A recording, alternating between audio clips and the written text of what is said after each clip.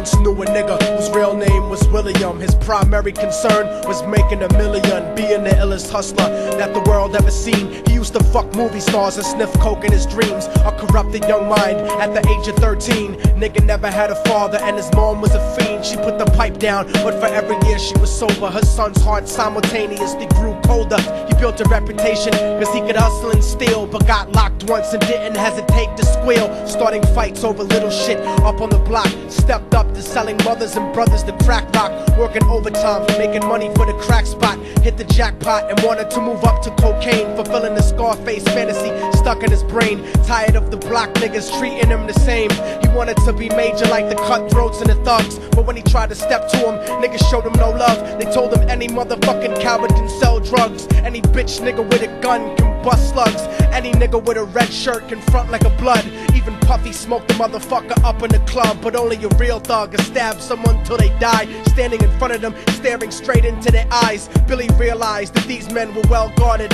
and they wanted to test him before business started. Suggested raping a bitch to prove he was cold-hearted. So now he had a choice between going back to his life or making money with made men up in the sight. His dreams about cars and ice made him agree a hardcore nigga is all he ever wanted to be. And so he met them Friday night at 2:45. I'm falling and I can't turn back.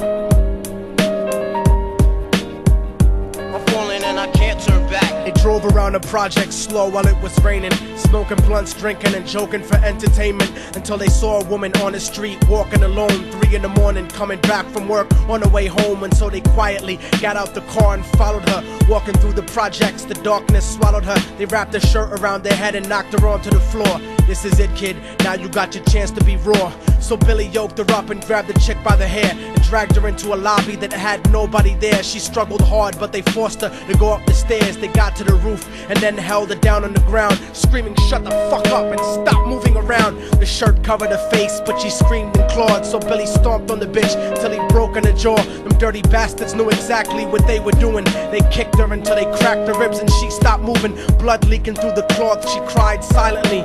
And then they all proceeded to rape her violently. Billy was made to go first, but each of them took a turn, ripping her up and choking her until her throat burned. Her broken jaw mumbled for God, but they weren't concerned. When they were done and she was lying bloody, broken and bruised, one of them niggas pulled out a brand new 22.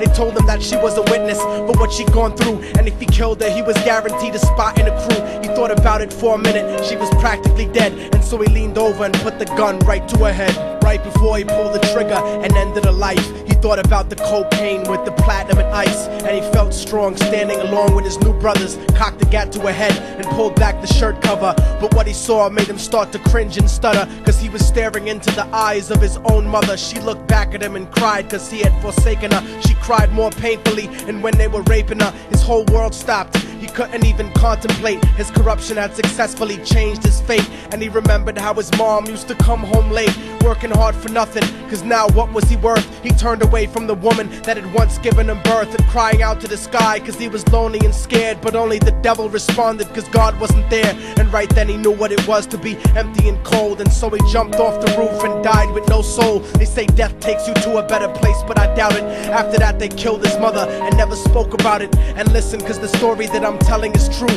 cause I was there with Billy Jacobs and I raped his mom too. And now the devil follows me everywhere that I go. In fact, I'm sure he's standing among one of you at my shows, in every street cipher listening to Little Thug's flow. He could be standing right next to you and you wouldn't know. There's no diversity because we're burning in the melting pot. So when the devil wants to dance with you, you better say never, because a dance with the devil might last you forever.